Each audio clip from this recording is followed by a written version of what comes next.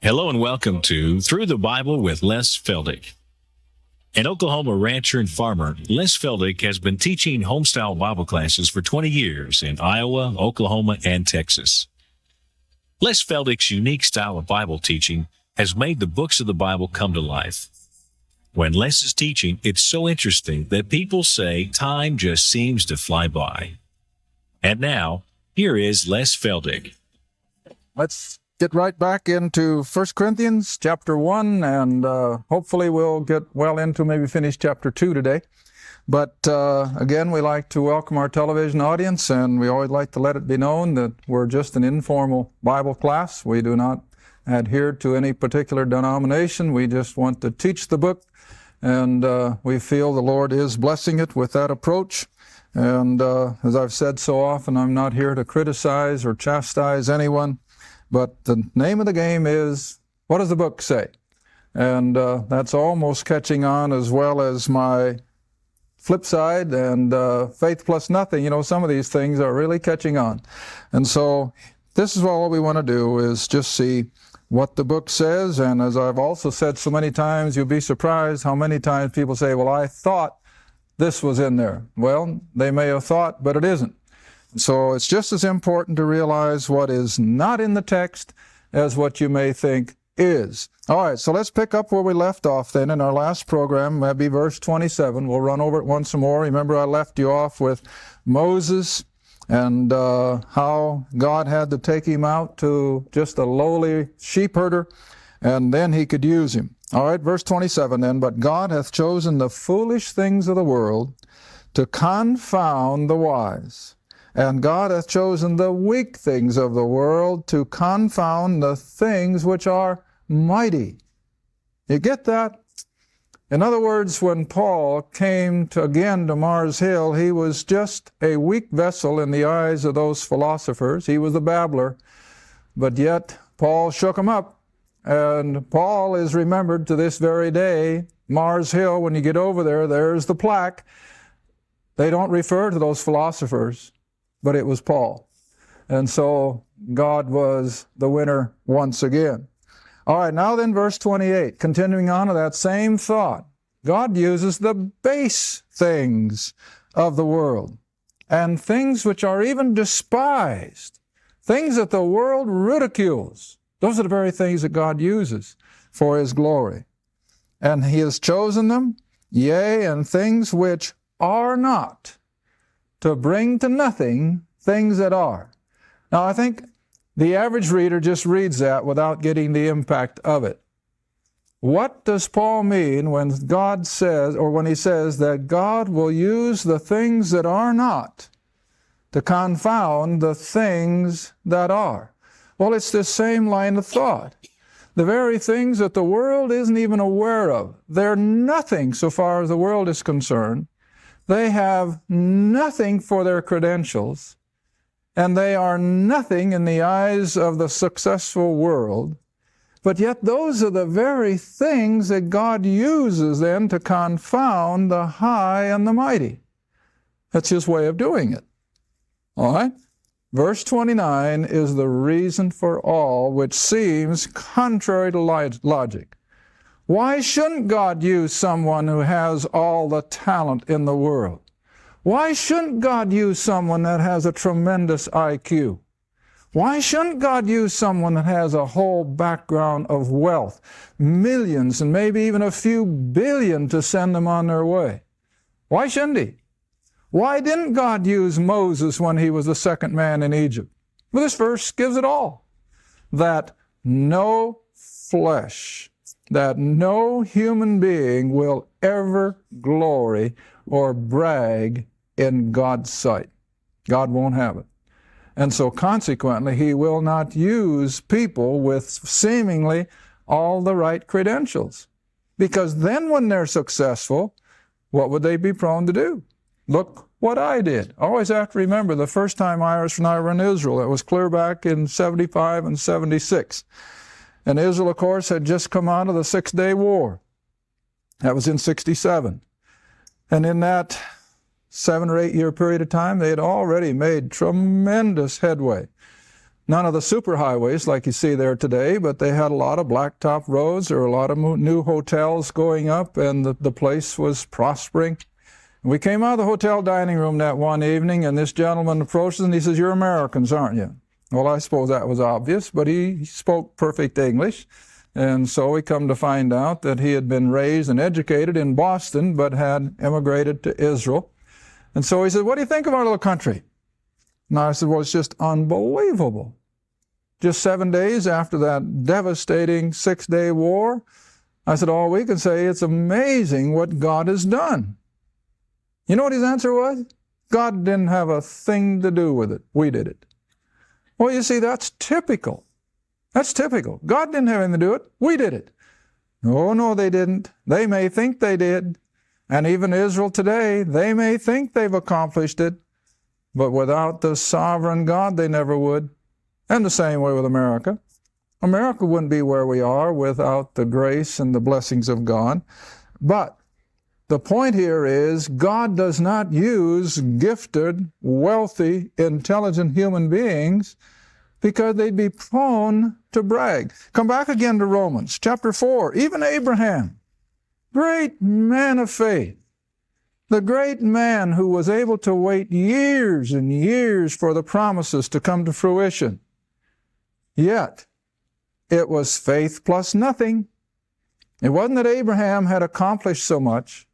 It wasn't that Abraham was such a great individual. But look what Romans 4 says. Verse 2. Romans 4, verse 2.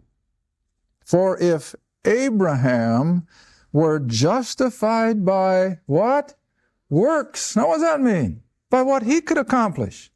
By what he had earned. See? Now if Abraham was justified by works, then he would have reason to glory or brag, but never before God. No one is ever going to brag to God, "Look what I've done." God will never have it. Not even with a man like Abraham would he allow him to come to the place where he could brag, "God, do you realize all that I've done for you? God, do you realize that I was patient and waited and waited and waited until you finally gave?" No, Abraham couldn't do that. In fact, while he was waiting, he failed miserably, fell flat on his face, see? All right, so Paul now, the same way, even though he had accomplished a lot in Judaism, yet by the time God is ready to send him out to the Gentiles 3 years after his conversion, you know what he is? He's a nobody. He's no longer high up in Judaism. He is no longer held in high esteem by the Jews as the student of Gamaliel. Paul or Saul by now is just a nobody who has been brought down to nothing. All right, now another one, 2 Corinthians chapter 12. Here's Paul's own account. And we know that in various other verses he describes himself as his speech being contemptible. He wasn't an orator like Apollos. Evidently he was not a big, tall, handsome fellow that just simply drew people. I remember one of the men that has meant a lot to do in my learning experience. He was a tremendous preacher. Man, he stood about 6'4", as handsome can be. He always dressed just, what shall I say, perfectly. And he had a tremendous voice. He had a tremendous delivery. And on top of all that, he had a tremendous knowledge of the Scriptures. And I'll never forget one of my first questions to him years and years ago. I think Iris and I had just recently been married. And I asked him something, and he was the first one to give me what I have passed on to you over and over. Whenever you read something in the Scriptures, always ask yourself first, to whom was this addressed? And he was one. I mean, he had everything from outward appearances going for him. And he was a great servant. He, I think, just passed away this last spring, probably up in his 90s. But I've always held the man in high esteem. But he's one of the few. He's one of the few. Now look what Paul had to put up with. 2 Corinthians chapter 12, verse 4, for sake of time. He had an experience. He wasn't quite sure of how it all happened, but he knows it happened. And so he says, how that I was caught up. Now, he used the word pronoun, but he's speaking of himself. How that he was caught up into paradise, that is, into the heaven of the heavens, heard unspeakable words, which is not allowed of man to utter. In other words, he actually heard the angelic conversations. He actually saw the very throne room of heaven. And so he says, verse 5, of such a one would I glory. In other words, it was such a thrilling experience that it was all he could do to keep from bragging about it. He was human, see? And so he says, of such a one would I glory. Yet of myself I will not glory, except in my infirmities. And then verse 6, for though I would desire to glory. Now what's he saying? He's human. It was all he could do to suppress that feeling of wanting to share with others what he had seen and heard. But he knew he dare not because God told him not to. And not on top of that, God had to do something physically to the man so that he would never forget that he was not to share it. So read on. Verse 6, for though I would desire to glory, or to brag, I guess is the word we would use, I'll not be a fool, for I will say the truth. But now I forbear, lest any man should think of me above that which he seeth me to be, or that he heareth of me. In other words, it's just like many other things concerning the Scriptures. If Noah's Ark could be discovered and laid out there for public scrutiny without any doubt, that's Noah's Ark, what would mankind do with it? They'd make it a shrine and they'd worship the silly thing. See? And the same way with many of these other things. If man could just put his finger on it, the first thing you know, the world would beat a path to its door and they'd be worshiping it. Paul's saying the same thing. He said, if I were permitted to share what I saw and heard in that experience, people would be falling at my feet trying to worship me. So he says, I dare not. I dare not. All right, now then, in order to keep him humble, what does God do? And lest I should be exalted above measure. In other words, lest I should come to the place that people would try to worship me because of what I'd seen and heard. Lest I should be exalted above measure through the abundance of the revelations. See that? There was given to me a thorn in the flesh. Now I imagine every one of you at one time or other have had a thorn. And they just pester you. They pester you until you can finally get rid of it. All right, Paul was given a constant pestering thorn in the flesh as a constant reminder. Paul, don't you repeat these things. Don't you get puffed up. Don't you try to reveal to the world all that I've shown you. So he says, I was given a thorn in the flesh, the messenger of Satan. Now you got to stop a moment. Does God ever inflict discomfort or pain himself? I don't think so. But who does God permit to do it for him? The devil himself. You remember Job? God didn't inflict Job. Who did? Satan did. And God limited him. God says, that's all right, Satan. You can touch him, but you can't take his life. You can do this, but you can't do that. All right, now same way here. God didn't put the thorn of his flesh. He caused Satan, or a messenger of Satan, to buffet me.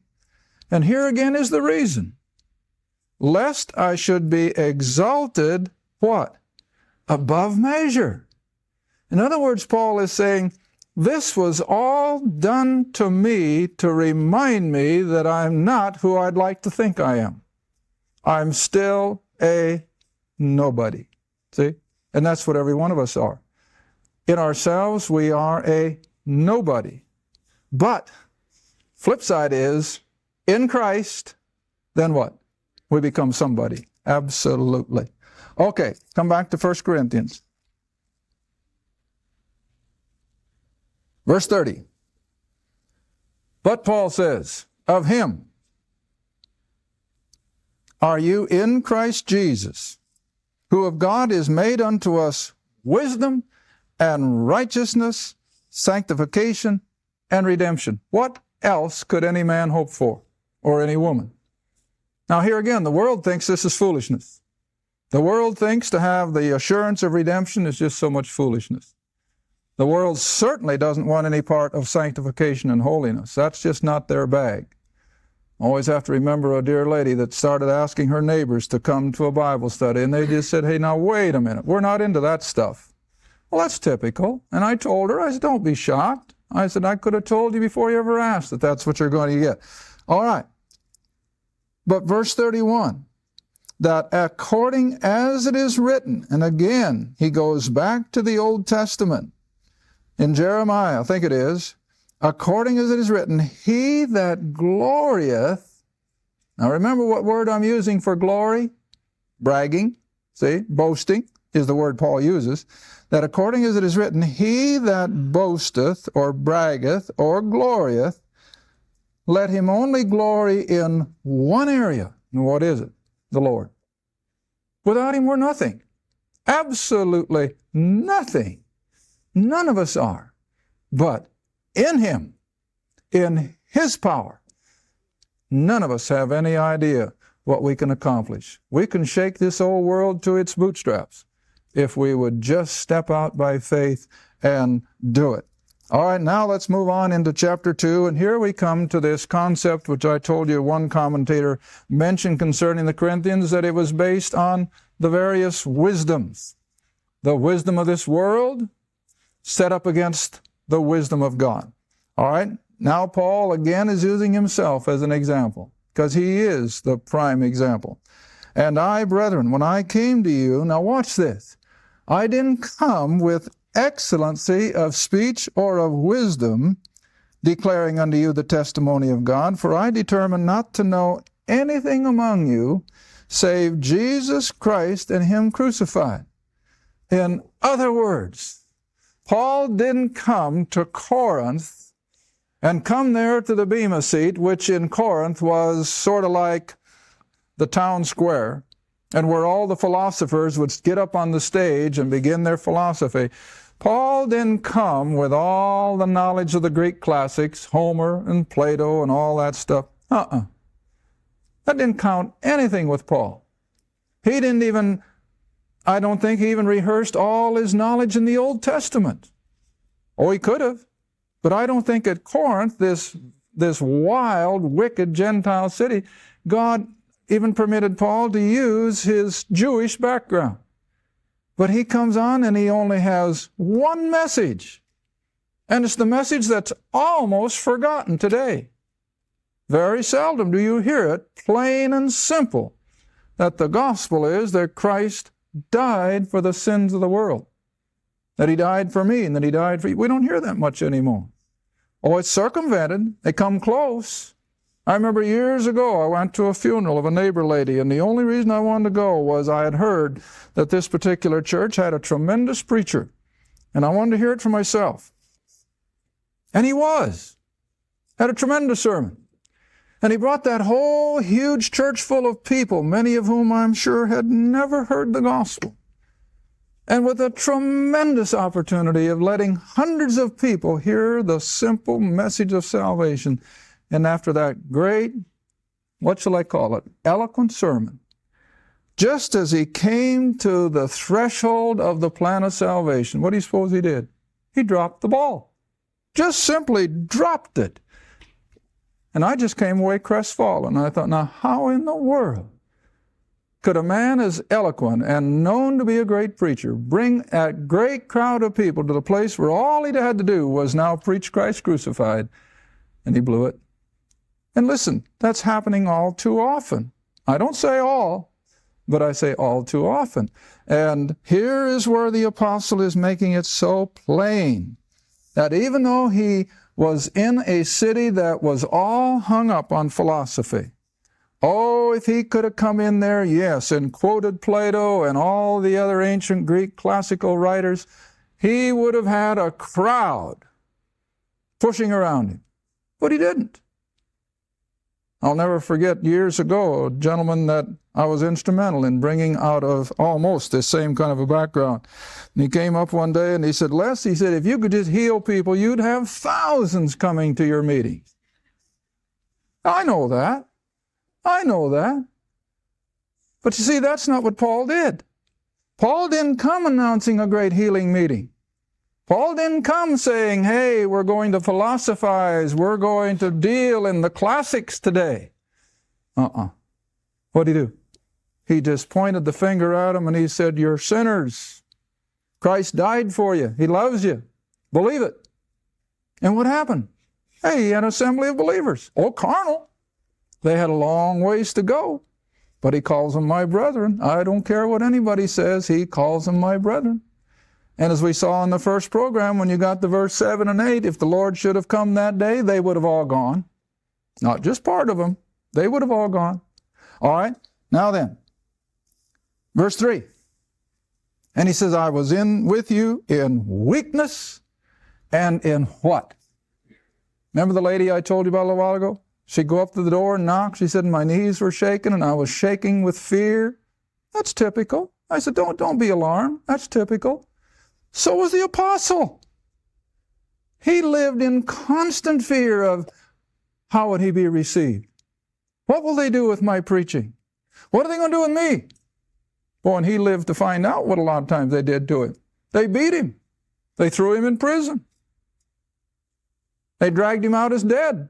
They stoned him. But he never quit preaching that simple gospel, see? Verse 4.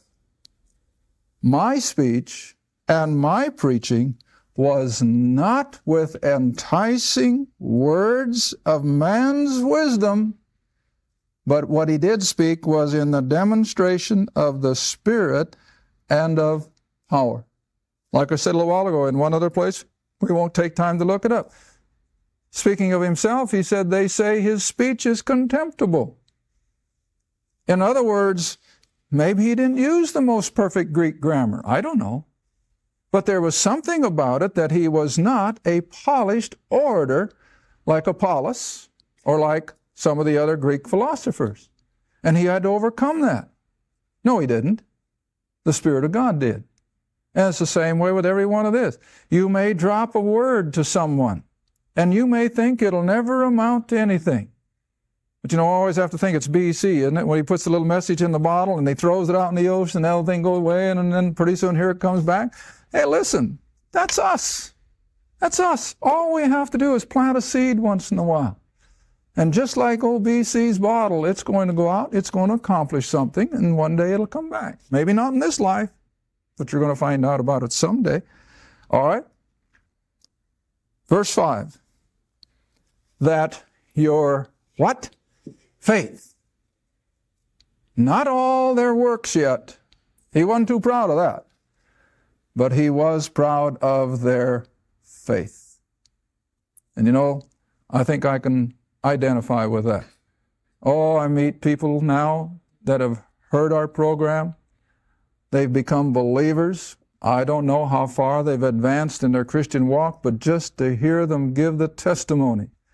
Had one dear lady just again, not too long ago, came second hand, but a friend told me, she said, I watched 15 minutes of that program, and the Lord spoke to my heart and saved me out of a life that was anything but. But you see, this is what God will do if we'll just, stick our neck out? That's what we have to do. You got to kind of put your neck out there on the chopping block. And that's what the apostle is referring to here, see? That he came not with enticing words, but in the power of the Spirit. Verse 5 now, here's where we are. That your faith should not stand in the wisdom of men. Why am I emphasizing that? Because this is where too much of it is today. People are willing to listen to someone who has seemingly got all the answers to the world's problems, or maybe they've got all the answer to science and religion. Listen, that's not where we put our faith. We put our faith in the gospel, in the Word of God, see? And from that, then God will begin, of course, to expand our knowledge. All right? That your faith should not stand in the wisdom of men, but in the power of God. Now, again, going back to our opening remarks in this book of Corinthians, when these immoral, grossly immoral people were saved out of that wicked lifestyle, they were given all the grace of God that they'll ever have. But what was still ahead of them? Growth. See? Growth. They began as just almost little fledglings, but they were under the grace of God, and in that grace, they're going to grow. See? And I'm sure that Paul finally saw the day when the Corinthian church had grown a long ways. But at this point in time, they're still down there embryonic. They are still just fledgling. And so now in the next verse, and then I guess it'll be time to stop. Verse 6, howbeit we speak wisdom. Now you remember what I said? One commentator said this book of Corinthians is so hung up on wisdom, the wisdom of men versus the wisdom of God. I hope you're seeing it now. The word just keeps popping up. But Paul says, we speak wisdom among them that are perfect. Ooh. Now you remember what the word perfect means in your Bible? Mature. Not perfect or sinless, but they had reached maturity. Now here again, that almost flies in the face of what the man has been saying. Why does he call these carnal, weak Corinthian believers perfect? Well, I've already told you. They were on all the grace of God they'd ever have. And that grace was sufficient. And so he says, we speak this kind of wisdom amongst them who are mature, yet it's not the wisdom of this world. And again, he's coming back to the philosophers. It's not the wisdom of this world, nor of the princes and the rulers of this world that come to naught. But the flip side again, we speak the wisdom of God in a secret. Remember, Paul is always revealing secrets, even the hidden wisdom, which God ordained before the world to our glory, that none of the princes of this world. Thank you for watching Through the Bible with Les Feldick, a weekly Bible study. If you would like more information about the Les Feldick Ministries, a Bible study in your area, or about this program, write to Les Feldick Ministries, Route 1, Box 760, Kinta, Oklahoma, 74552. That's Route 1, Box 760, Kinta, Oklahoma, 74552. Through the Bible with Les Feldick is viewer-supported, and your gift is appreciated. Thank you, and be sure to tune in next time for Through the Bible with Les Feldick.